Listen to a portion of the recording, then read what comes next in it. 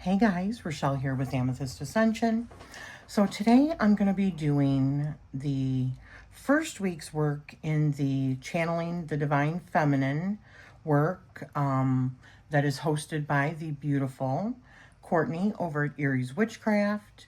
And she came up with some really good tarot spreads, or, spreads. You can use Oracle or whatever you want. And so the questions are, it's a 4-card spread. It's Divine Feminine Awareness. And she did a beautiful video. I'm going to link that down below. Go check it out. She is so beautifully expressive. And I'm here for this work, okay? So the first question is, what does Divine Feminine mean to me? 2, how do I experience this energy? 3, in what ways do I suppress this? And 4, how do I manifest these divine feminine traits? So I'm going to put this aside so I have it, because I'm not going to remember those. I forget the question sometimes right after I've asked it.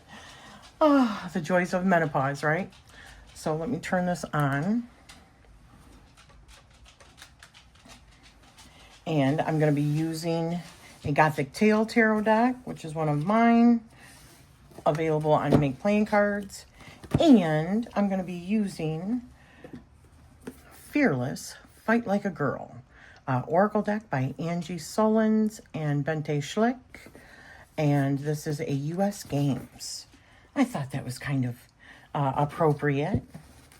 So, the first question being, and I might do one for each.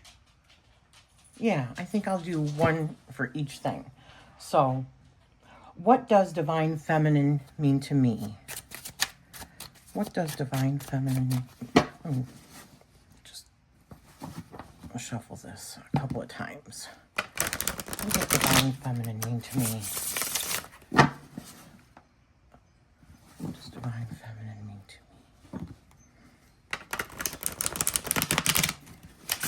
to me? Oop. Well, that was a bit of a fail, but that's all right.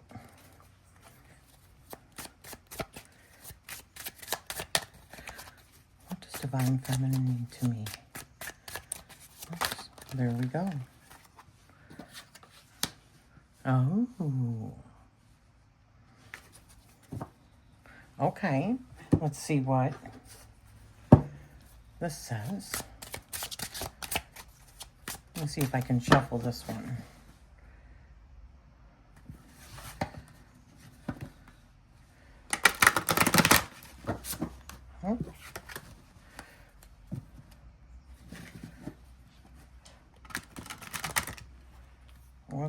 What are these? Oh, those are from another deck. How did they get mixed up in this? Okay. Putting them away, I got mixed up with the other deck. Okay. Well, let me ask it. So what does Divine Feminine mean to me? What does Divine Feminine mean to me? What does Divine Feminine mean to me? Oops. The Shapeshifter Fight. All right. How do I experience this energy? How do I experience this energy? Oh. Okay. And how do I experience this energy? How do I experience this energy? How do I experience this energy?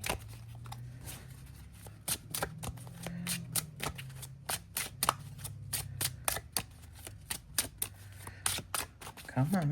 There it is. Okay. The Untamed Fight. Okay.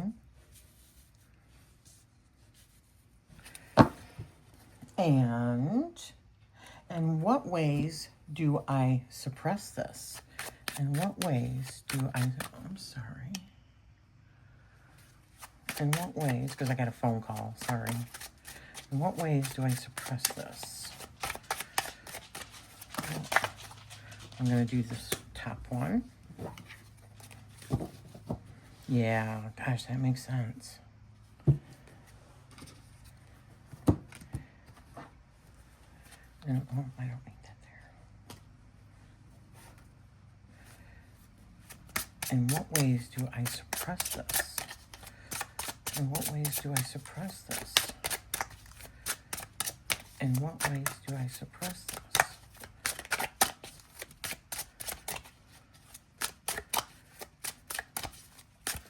Come on. In what ways do I suppress this?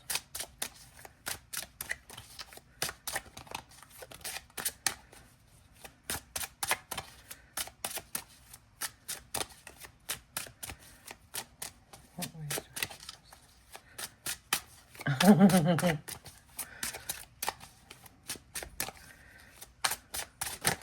All right, here we go.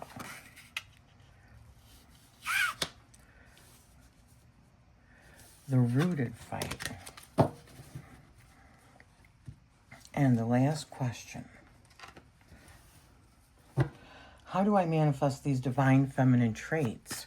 How do I manifest these divine feminine traits? How do I manifest these divine feminine traits?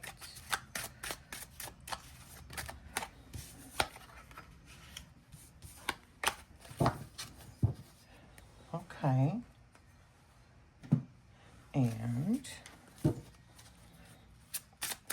how do I manifest these divine feminine traits?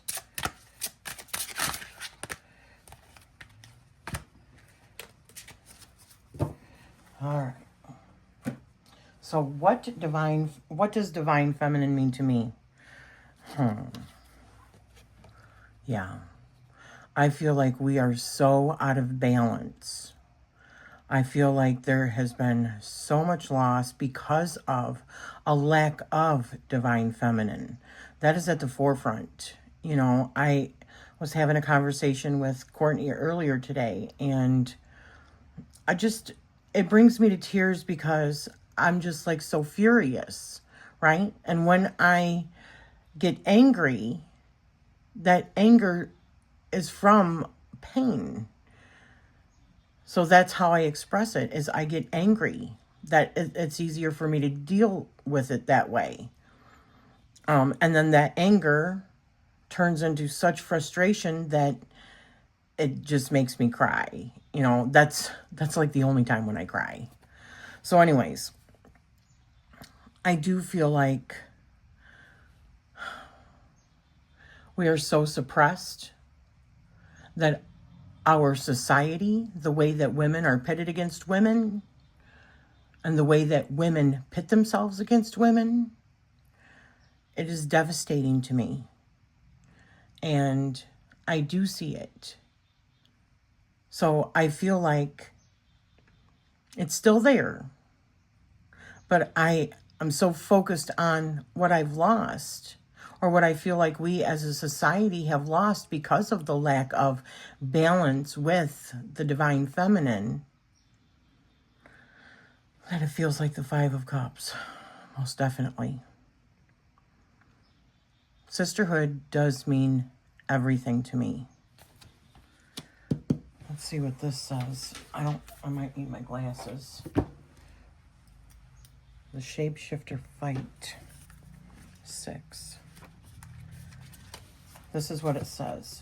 You must be willing in any given moment to change the form of your thoughts. Recognizing outdated beliefs and ill-fitting patterns of behavior are your first step in shape-shifting into your new reality. A willingness to see your inherent golden worth and let go of what no longer serves you is your first step in the defense against the darkness of doubt. Let die what needs to die. The Morrigan, goddess of battle, death, and companion to ravens, is your ally now. You are on a journey to become the next biggest version of the highest vision of yourself. Cling only to what you find true and beautiful for you, and dismiss whatever insults your own soul.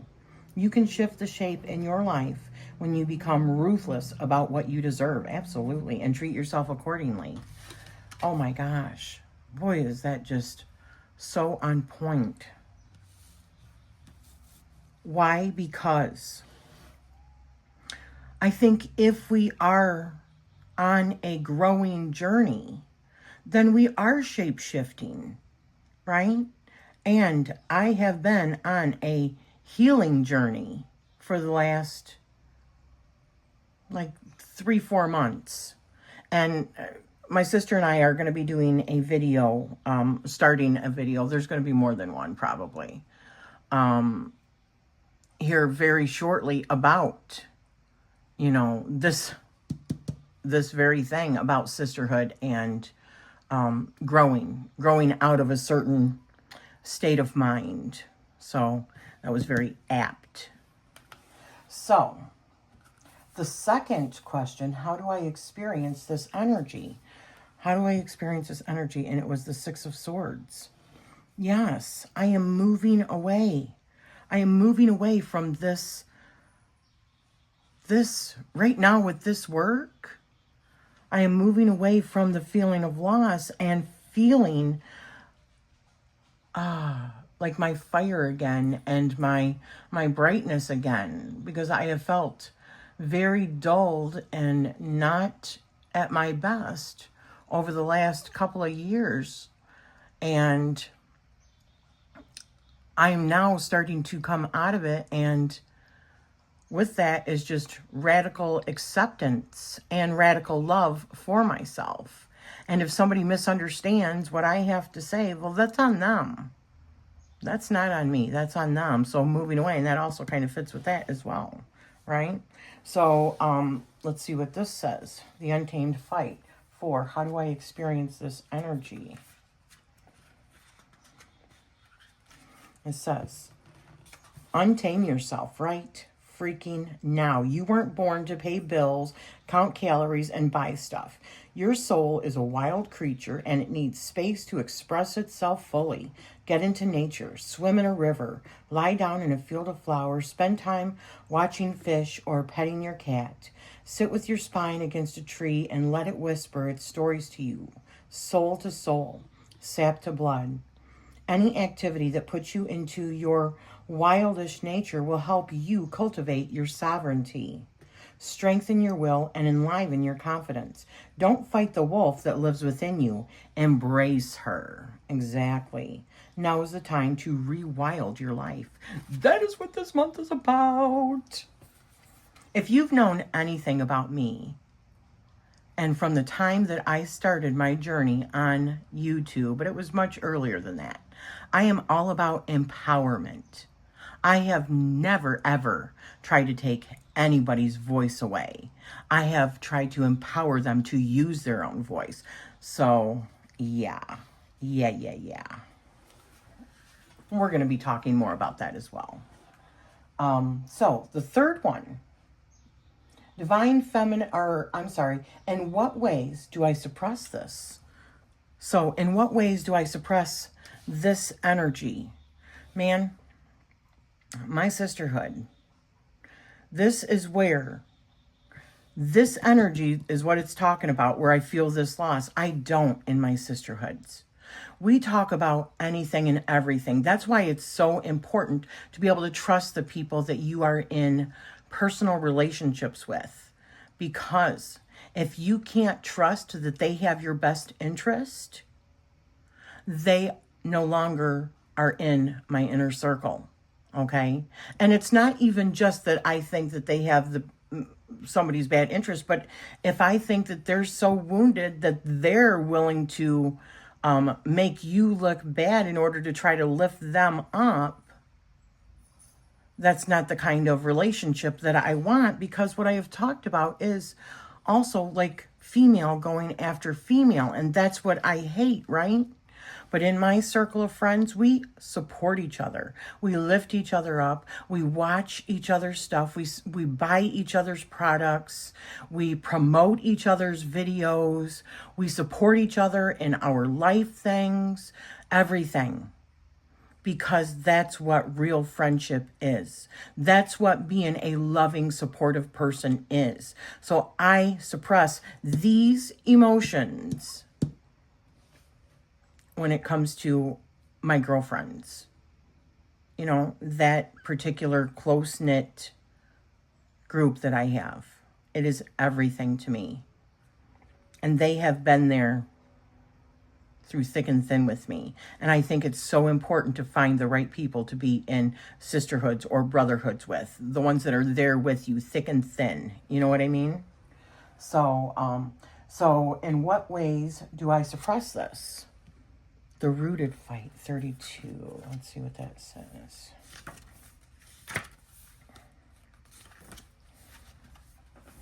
Now is the time to tend your roots. Dig deep in your soul's soil and know your worth. Let the blessings come to you by cultivating receptivity rather than solving, caregiving, recruiting, or fixing.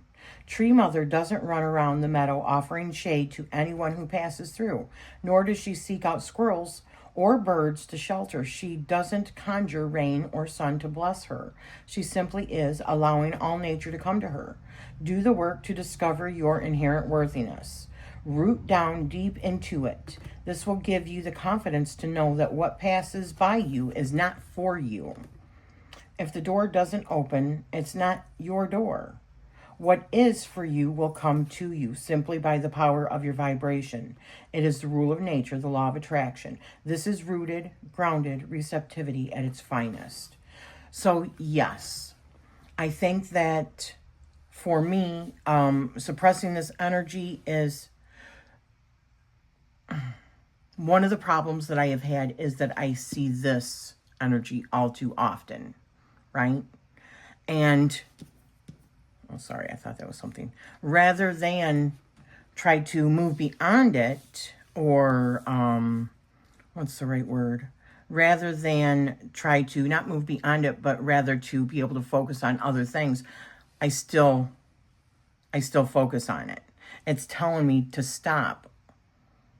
I suppress that I am, like, I'm over it, right? Sorry, I had a hair right there.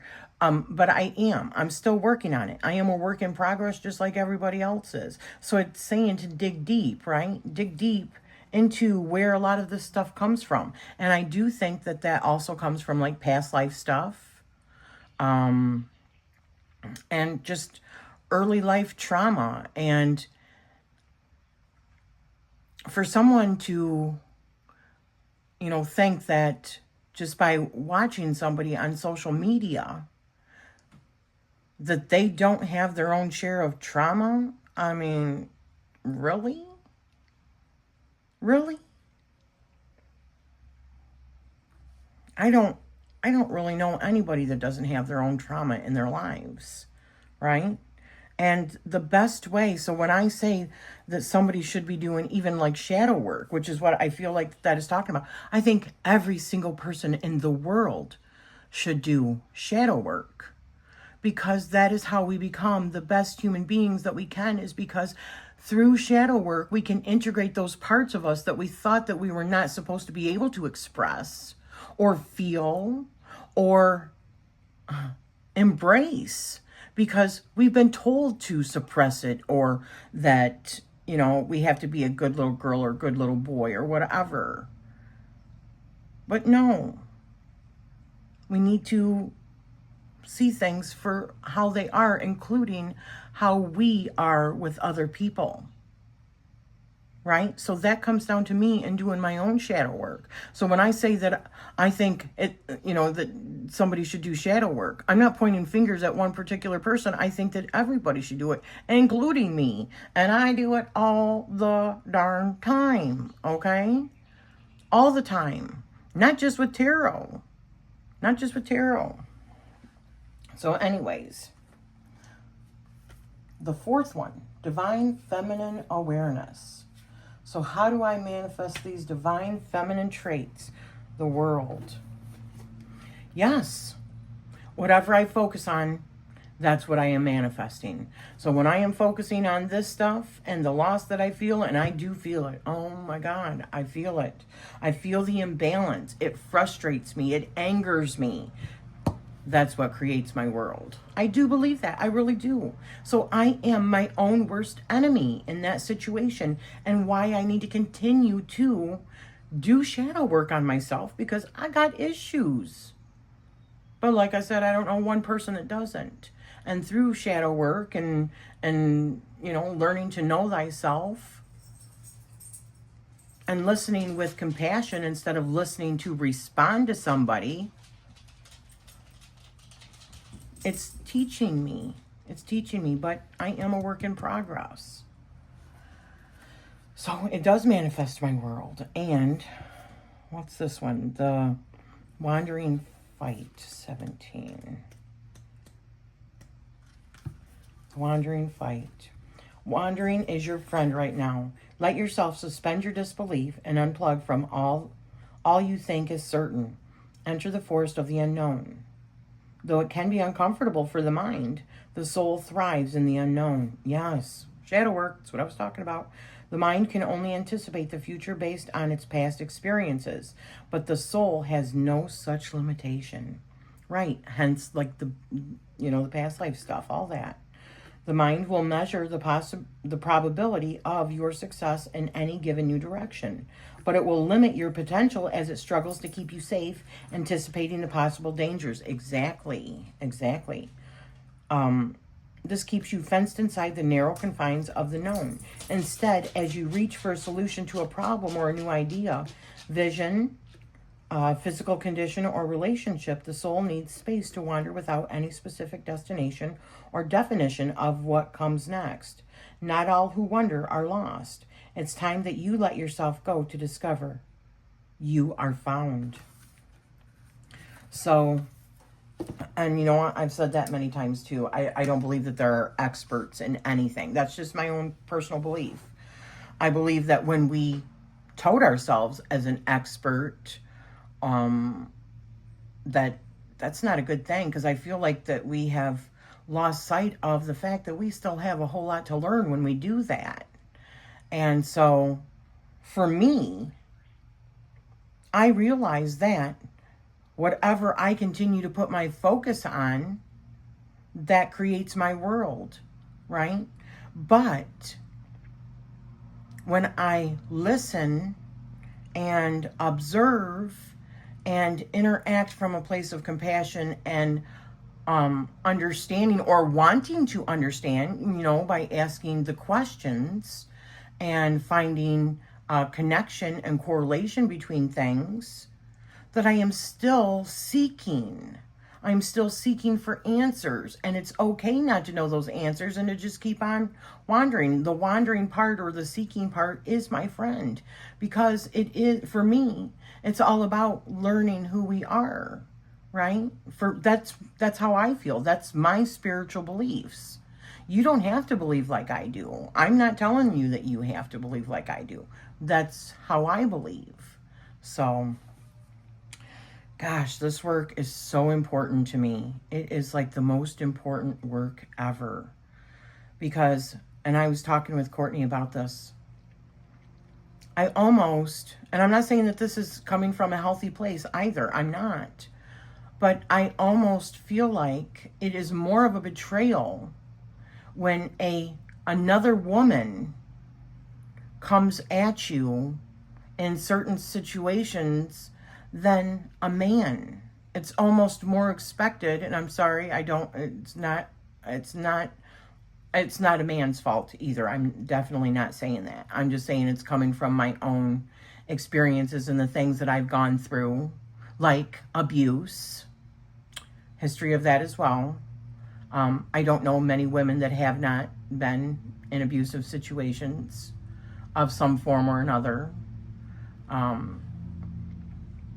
Anyways, I don't even know where I was going with that. Just that it feels more of like a betrayal when it comes from another woman than it does even a man.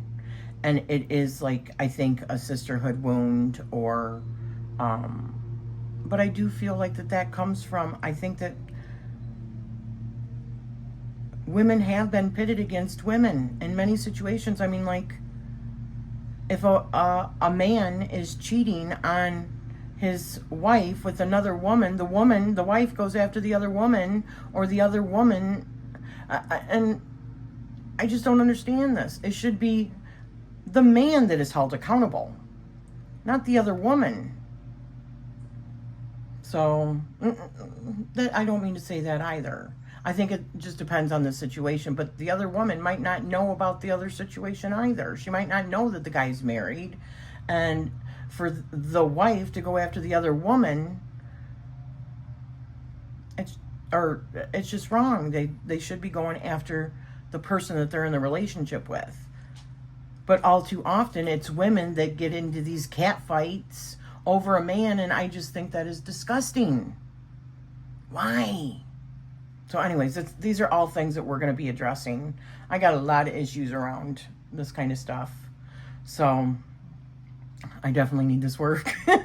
So thank you so much for spending this time with me. And I hope that you're digging into this work as well. Not everybody is going to want to put their stuff out on, you know, the internet for everyone else to see, out on YouTube, and be vulnerable like that. You know, for the ones that are doing it, hey, I have great respect for you that are doing this kind of work for everybody to see. So thank you so much for spending this time with me, and I'm sending you love always.